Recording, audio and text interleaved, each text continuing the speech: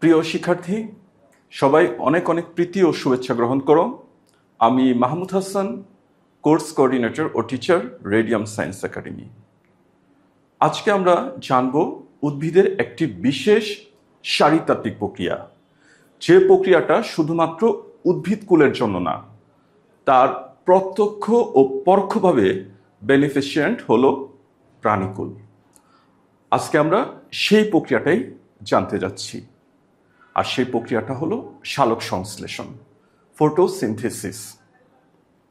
আমরা এখন জানব ফটোসিনথেসিসের বিভিন্ন প্রক্রিয়া, তার আনুষঙ্গিক ঘটনা, কিভাবে সালোক সংশ্লেষণ বা ফটোসিনথেসিস ক্রিয়া ঘটে থাকে, তার এই ক্রিয়া ঘটানোর জন্য কি কি প্রভাবক প্রয়োজন, প্রভাবকগুলো কিভাবে কাজ করে, কোন প্রক্রিয়াতে কোন অবস্থার প্রেক্ষিতে প্রভাবকগুলো সক্রিয় হয়ে তার প্রয়োজনীয় কাঠামো তৈরি করে তার এই সালোক সংশ্লেষণ প্রক্রিয়ার জন্য। তাহলে চলো আমরা বিশদভাবে জানব সালোক সংশ্লেষণ বা ফটোসিনথেসিস প্রক্রিয়া। আমরা এবার জানব সালোক সংশ্লেষণ ঘটনাটি কোন রঞ্জকের জন্য ঘটে থাকে, অর্থাৎ সালোক সংশ্লেষণে রঞ্জক পদার্থ সম্পর্কে ধারণা দাও। এই প্রশ্নটি তোমার সিকিউএ অথবা এমসিকিউএ যে কোনো জায়গাতে আসতে পারে। ইভেন অন্য অধ্যায়ের প্রশ্ন হিসেবেও এই তথ্যটি তোমার কাজে লাগবে। তাহলে আমরা জানবো সালোক সংশ্লেষণের রঞ্জক পদার্থ সম্পর্কে ধারণা দাও। কোন রঞ্জক পদার্থ সালোক সংশ্লেষণে ভূমিকা রাখে? সালোক সংশ্লেষণ মূলত পাতার ক্লোরোপ্লাস্টে ঘটে। ক্লোরোপ্লাস্ট একটি বিশেষ কোষীয় অঙ্গাণু, প্লাস্টিড। একটি বিশেষ কোষীয় প্লাস্টিড হলো ক্লোরোপ্লাস্ট। প্লাস্টিড বিভিন্ন রকমের হতে পারে।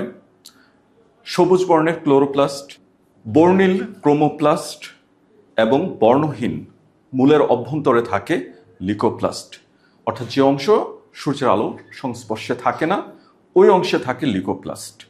তাহলে ক্লোরোপ্লাস্ট পাতাই সালোক সংশ্লেষণের প্রধান অঙ্গ। এই পাতার মধ্যে থাকে ক্লোরোপ্লাস্ট। এই ক্লোরোপ্লাস্টের মধ্যে বিশেষ স্থান হলো তার থাইলাকয়েড মেমব্রেন। প্রথম অধ্যায়ে আমরা পড়েছি থলে সদৃশ গঠনকে বলা হয় থাইলাকয়েড। তার যে আবরণী মেমব্রেন, এখানে সালোক সংশ্লেষণের ঘটনা ঘটে। আর এই মেমব্রেনে আলোক পর্যায়ের ঘটনা ঘটে থাইলাকয়েড মেমব্রেনে, এবং সালোক সংশ্লেষণের মূল ঘটনা ঘটে স্ট্রোমাতে। আলোক নিরপেক্ষ পর্যায়ের ঘটনা ঘটে স্ট্রোমাতে। তাহলে আমরা এই সম্পর্কে অনেক বিস্তারিতভাবে পরবর্তী ক্লাসে জানব। তাহলে সালোক সংশ্লেষণের মূল ঘটনা ঘটে তার থাইলাকয়েড মেমব্রেনে এবং তার ম্যাট্রিক্স বা স্ট্রোমাতে। আর এই স্ট্রোমার মধ্যে থাকে বিভিন্ন বিভিন্ন রঞ্জক পদার্থ। আমাদের প্রশ্নে চাওয়া হচ্ছিল রঞ্জক পদার্থ সম্পর্কে ধারণা দাও।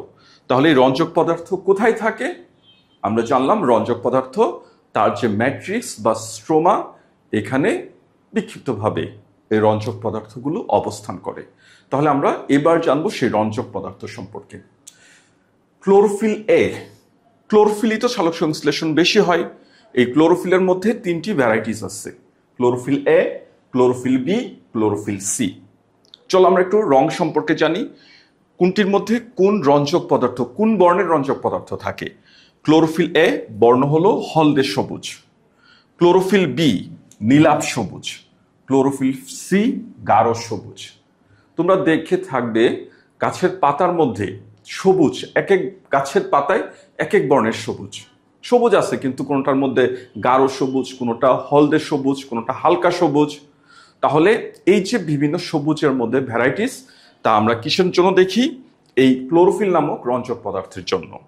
ক্লোরোফিল এ হলদে সবুজ, ক্লোরোফিল বি নীলাভ সবুজ এবং ক্লোরোফিল সি গাঢ় সবুজ।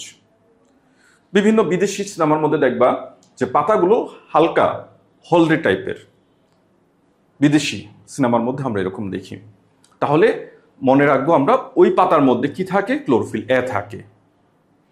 এই তিনটির মধ্যে ক্লোরোফিল সি, ক্লোরোফিল বি যাই সৃষ্টি করুক, তারা ক্লোরোফিল এর মধ্যে উপাদান দিয়ে থাকে, অর্থাৎ ক্লোরোফিল এই হলো এখানে মেইন।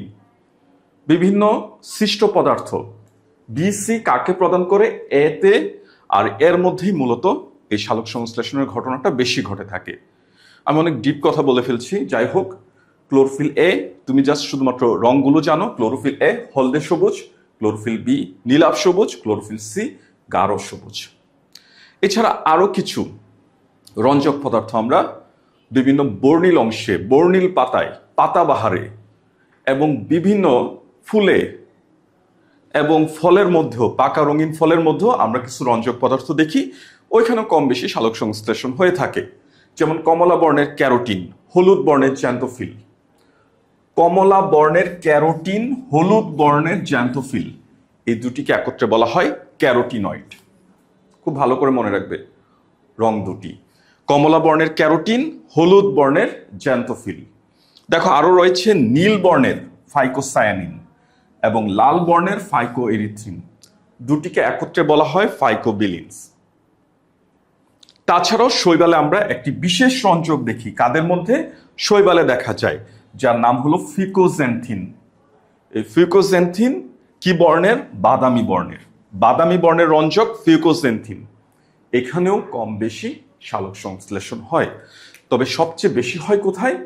এই ক্লোরোপ্লাস্টের ক্লোরোফিলে। আবার ক্লোরোফিলের মধ্যে কোনটিতে বলেছি? ক্লোরোফিল এতে। তাহলে এই ছিল সালোক সংশ্লেষণের রঞ্জক পদার্থ সম্পর্কে ধারণা। চলো আবার একটু দেখি কি কি বলেছি। ক্লোরোফিল এ হলদে সবুজ, ক্লোরোফিল বি নীলাভ সবুজ, ক্লোরোফিল সি গাঢ় সবুজ। হলদে সবুজ, নীলাভ সবুজ, গাঢ় সবুজ। কমলা বর্ণের ক্যারোটিন, হলুদ বর্ণের জ্যান্থোফিল, দুটিকে একত্রে বলা হয় ক্যারোটিনয়েড। নীল বর্ণের ফাইকোসায়ানিন ও লাল বর্ণের ফাইকোএরিথ্রিন, এই দুটিকে একত্রে বলা হয় ফাইকোবিলিনস।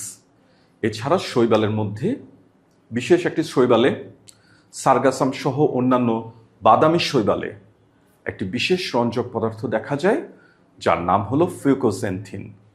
আমরা শৈবালের অধ্যায় পড়ার সময় এই রঞ্জক পদার্থ সম্পর্কে আরো ডিটেলসে জানব।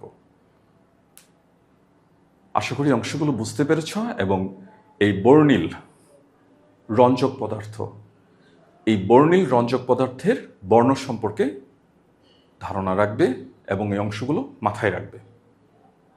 ধন্যবাদ সবাইকে।